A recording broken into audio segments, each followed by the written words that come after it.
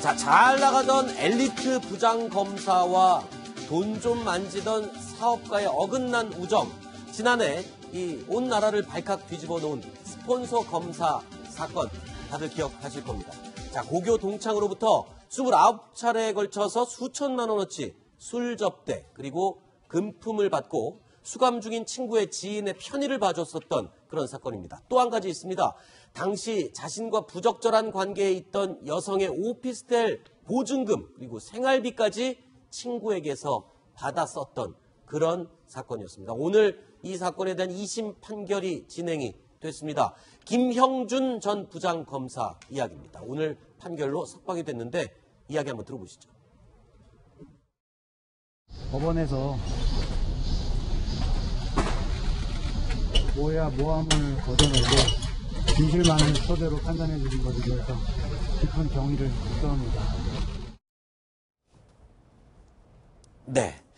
자, 오늘 집행유예 판결이 나왔습니다. 사업가 친구에게 뇌물을 받지 않았다는 겁니까? 어떤 부분이 지금 이 판결이 무죄가 되고 유죄가 된 겁니까? 일단 제가 액수부터 말씀을 드릴게요. 네. 처음에 검찰이 기소했을 때는 향응이 2,400만 원입니다. 네. 술값이라든지 그 2,400만 원, 그 다음에 현금이 3,400만 원 받은 것을 가지고 검찰이 뇌물로 기소를 한 겁니다. 네. 근데 그게 이제 1심에서 어떻게 됐냐면 반 정도만 유죄가 나온 거예요. 네. 향응은 1,200만 원의 유죄, 그 다음에 3,400만 원 중에서 현금으로 받은 건 입증이 잘 안 되니까 네. 계좌로 받은 건 1,500만 원만 1심에서 유죄가 나온 겁니다. 네. 그렇게 해서 1심에서 이제 징역, 실형이 나오는 건데 네. 이번 2심에서는 어떻게 됐냐면 1심에서 유죄가 나왔던 술값 1,200만 원 중에서는 998만 원 정도만 유죄가 나온 거죠. 뭐 그건 뭐 문제가 없는데 문제는 1,500만 원을 계좌로 받아서 이것을 뇌물이다라고 1심에서 봤던 것을 전부 다 무죄 선고한 겁니다. 아, 그 무죄 이유는 뭐냐면요. 빌린 거라는 거죠. 어허. 뇌물이 아니라 빌린 거다. 친구한테 빌린 근데 돈이었다. 이게 그 법원에서 항소심 법원에서 그렇게 볼 수 있었던 근거가 뭐냐면 네. 문자 메시지를 봤더니 네. 김영준 전 부장의 친구에게 빌려주면 이자 포함해서 갚겠어 이런 문자를 보냈다는 거예요. 네. 그것까지는 변명으로 볼 수도 있는데 문제는 돈을 받은 김 씨가 김 부장 검사한테 문자 메시지를 보낼 때 야 네가 빌려준 돈 이런 표현을 계속 썼다라는 거거든요. 네. 그렇기 때문에 돈 준 사람도 빌려줬다고 했기 때문에 네. 이거는 둘 사이의 어떤 대가 관계로 받은 뇌물을 볼 수 없다고 본 거죠. 지금 네. 보시는 것처럼 이자 포함해서 갚겠다. 빌려준 돈. 이런 메시지 표현을 봤을 때 뇌물이 아니라 이건 진짜 빌린 차용금 아니냐. 네. 이렇게 보는 겁니다. 그래서 1,500만 원 빌린 돈이 전부 다 무죄가 나오는 거죠. 그래서 형량이 확 줄어든 겁니다. 네. 자, 이번 코너부터 이유종 동아일보 기자 그리고 소종섭 전 시사저널 편집국장 두 분도 함께 하겠습니다. 인사드렸습니다. 어서 오십시오. 자, 가장 낮은 곳에서 사회 봉사하며 살겠다. 이번 사건을 계기로 김영준 전 부장검사가 남긴 말이었습니다. 그런데요, 이 녹취, 과거에 이 녹취가 공개되면서 굉장히 논란이 됐었죠. 김영준 전 부장검사가 직접 집행유예라는 말을 언급했던 전화 녹취가 있습니다. 다시 한번 들어보시죠. 너 나랑 30년 친구라고 그랬지.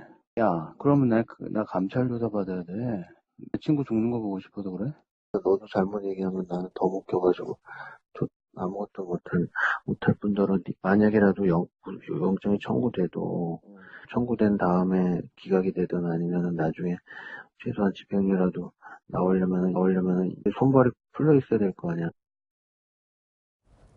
자, 과거에 이 스폰서 검사 사건이 불거졌을 때 사람들의 이 공분을 불러일으켰던 일 중에 이유가 또 하나 있습니다. 자신의 내연녀, 부적절한 관계를 맺던 그 여성의 집값, 용돈, 이런 것들을 전부 다 친구가 관리하고 있었던 거죠? 네, 맞습니다. 친구가 마치 집사 또는 부하 직원처럼 이렇게 관리를 하고 있었는데요. 네. 실제 이들에게 오간 문자 메시지가 공개가 됐습니다. 네. 이런 내용인데요. 일단 김형준 전 부장검사가 선릉 확정, 아마 이게 내연녀의 오피스텔이 있던 위치인 것 같습니다. 네. 여기에 2016년 1월경 입주할 것 같다. 이달 말 생일이니까 계약해주면 선물로 주고 또 일 안 하게 하고 타이밍 좋겠다. 고마워 이 친구 이런 얘기를 보냈습니다. 네. 그랬더니 친구는 또 답변을 이렇게 했습니다. 내가 가서 계약할까 아니면 내 연한테 돈을 보내줄까? 그리고 그 위에는 구체적으로 또 광진구 땡땡땡이라고 구체적인 위치까지 말을 하고 있었습니다. 네.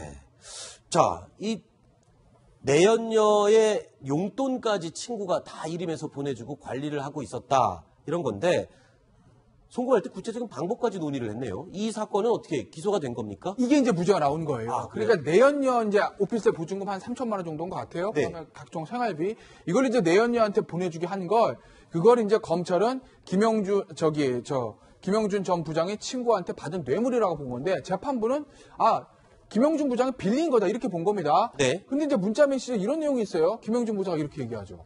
오늘 저녁 내연녀 불평 못하게 해버리고 깨끗하게 처리하려고. 그 정도 깨끗하게 처리하는 거 웃기지 않습니까? 네.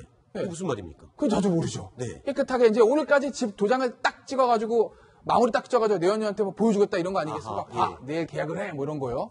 그때 사업가 친구가 내일 은행 시간 전에 보낼게 이렇게 얘기를 합니다. 네. 근데 다음 게 문제인데 네. 돈 보내놓고 이야기 끝내려 했는데 거짓말처럼 되면 말빨 안 먹는데 뭐 이렇게 얘기하는 거예요. 그러니까 네. 이거에 무슨 내용이냐면 이 김 부장 검사가 뭐라고 그러냐면 전에 내가 이자까지 해서 갚겠다. 나중에 그렇죠. 개업하면 네. 개업하면 이자까지 붙여서 갚을 거야. 그러니까 송금은 뭐 회사 이름으로 들어가면 내가 준 것 같지 않으니까 네. 송금 명의를 네 회사 이름 말고 다른 명의로 해달라 뭐 이렇게 얘기를 한 겁니다. 네. 그러니까 이제 친구가 이자는 필요 없어 이렇게 얘기하는 거예요. 그러니까 이자 얘기가 오광고로 가서 2심 법원은 차용금이라고 본 건데 네. 문제는 저 부분이에요. 사업가 친구야 비자금으로 처리해야지요. 내 차명계좌로 옮기고 쳐 이런 얘기를 하거든요. 네. 그러니까 친구가 뭐 내연녀한테 집 사주게 돈 좀 빌려줘. 그래 빌려줄 수도 있습니다. 네. 근데 그걸 왜 차명계좌로 처리를 한다는 얘기가 나올까요?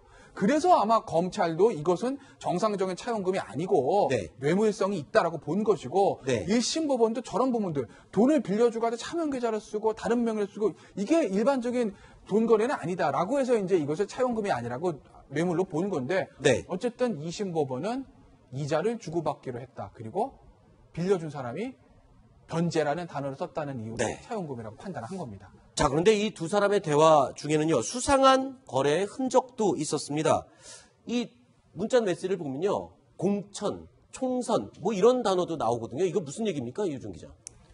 네, 일단 이 김형준 전 검사가 굉장히 야심이 많았던 것 같습니다. 네. 그래서 총선이나 그 이후에 검사장 승진 이런 것들을 생각을 하고 있었던 것 같은데요. 네. 그래서 그런 부분들을 또 친구에게 처리를 부탁합니다. 네. 친구 좀 알아봐주라. 땡땡 토지 매각하려 했는데 시세가 어느 정도 되느냐. 진경준 검사장 파동부터 농지 문제는 100%부터 증여 우선적으로 정리해야 된다. 네. 또 총선에 나가려고 해도 공천부터 도움이 되는 건 아니라서 네. 그러자 뭐 사업가 친구는 내게 매각하던가 이런 얘기를 하고 있고요. 네. 또 저녁 뉴스용 방송 5개에서 인터뷰 내일 조간도 좀 나온다고 하네. 이제 연말에 차장 승진해야지. 그래 차장 가야지. 차장 검사를 얘기하는 것 같습니다. 뭐 이렇게 드라마에서 나오는 얘기 같습니다. 뭐 대사가. 그렇죠? 그러니까 김영준 전 검사는 그 박희태 전 한나라당 대표의 사위 아닙니까? 네. 그런 이제 장인어른이 정치에 오래 몸담고 있었던 그런 부분도 있고 김 전 검사의 부친도 정치 활동을 좀 했었죠. 네. 그런 등등이 있어도 아마 본인도 나중에 언젠가는 한번 정치권에 좀 진출하려고 하는 생각을 좀 가지고 있었던 것 같고 네. 그런 측면에서 여러 가지 이른바 좀 깨끗하게 자기 관리를 할 필요가 있다라고 그런 생각에서 아마 아까 정리라는 그런 표현을 썼던 것 같습니다. 네. 재판부는 오늘 재판 판결에서요, 김영준 전 부장검사가 묵묵히 직분을 다하고 있는 다른 검찰들의 명예를 실추시켰다라고 이야기를 했습니다. 그렇지만 결국 집행유예를 선고했거든요. 그러니까 국민 감정과는 좀 차이가 있지 않나 이런 생각도 듭니다. 그렇죠. 국민자 형의 집행유예보다 아마 차용금이 무죄가 나오는 거 부분에서 아마 국민 감정이 조금 어긋날 거예요. 왜냐하면 그게 어쨌든 무죄로 판단하는 이상 집행유예 나올 수밖에 없어요. 왜냐하면 이게 이제 그렇게 되면 향은 998만 원 남을 거거든요. 네. 그러니까 술값 998만 원을 가지고 징역 2년, 3년 할 수는 없는 것이거든요. 네. 형의 형평성상. 그리고 이제 징역 1년인데 지금 1년에 집행이 2년인데 10개월 정도 수감했으니까 2년 있다 만기 출소하는 것보다 차라리 지금 석방하고 집행유예를 2년 동안 묶어두는 게 낫다라고 이제 법원은 판단한 것 같아요. 네. 그러니까 형 양형 자체는 문제는 없는데 문제는 그 양형이 그렇게 나오게끔 했던 그 1,500만 원을 뇌물로 보장과 차용공으로 본 거. 이 부분에 대해서 이제 여론이 조금 비판을 많이 가고 있는 거죠. 거기에 대해서는 논란이 좀 있을 수밖에 없을 것 같아요. 예를 네. 들어서 이제 김영준 전 검사는 검사 생활을 오래 했으니까 법을 네. 잘 알지 않습니까? 그렇죠. 그러면 야 친구야 나한테 빌린 걸로 하자. 네. 내가 문자를 돈 좀 빌려줘 이렇게 보내고 저 친구가 네가 빌려간 내 돈 이렇게 문자가 몇 번 오간 거예요. 네. 그러면은 이게 내용상으로 과연 요거 외에 다른 부분이 또 있었는지 모르겠는데 과연 그것을 실제로 빌린 것으로 봐야 되느냐. 네. 아까 이제 주고받은 문자 메시지 보면은 그런 게 또 있지 않습니까? 드러난 돈을 보낼 수는 없잖아. 내 차명 계좌로 옮긴 뒤에 그렇죠. 보내줄게. 네. 뭐 이런 대화가 또 오간단 말이에요. 그렇다면은 그냥 단순하게 빌려주는 거라면 이런 대화가 필요하지 않지 않습니까? 그렇죠. 이게 두 가지가 배치되는 부분이기 때문에 아마 좀 논란은 계속 있을 것 같습니다. 알겠습니다. 자, 세 가지 이야기 살펴봤고요. 네 번째 이야기 준비되어 있습니다. 저희가 6.15 뽑은 소식입니다. 확인해 보시죠.